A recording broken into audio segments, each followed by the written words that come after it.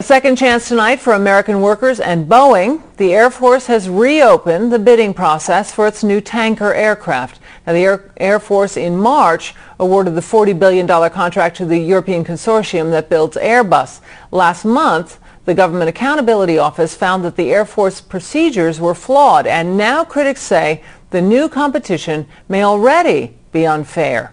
Lisa Sylvester reports. The Air Force needs a new plane that can deliver fuel in midair. It's down to the European Airbus 330 versus Boeing 767.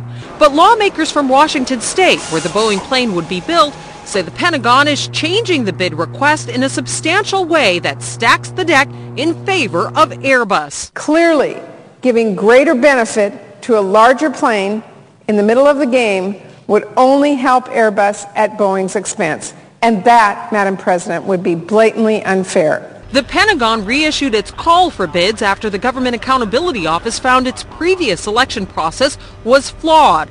The new draft request gives extra credit to the plane with the greater refueling capability.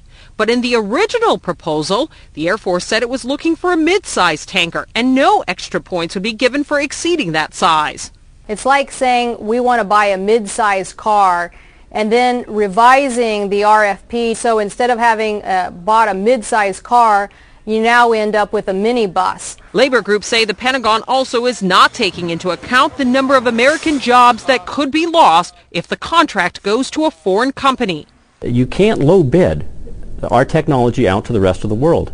The impact it has on our economy is tragic, and the jobs that we lose it's incomprehensible. Northrop Grumman, the European company's U.S. partner, responded to the critics saying, quote, Boeing and its supporters were not happy when the Air Force picked the more capable Northrop Grumman tanker. Boeing protested the award, saying that the Air Force acquisitions process was unfair, and its supporters demanded changes. The GAO agreed, and Defense Secretary Gates had changes made. Now that the changes have been released, Boeing and its supporters are still not happy.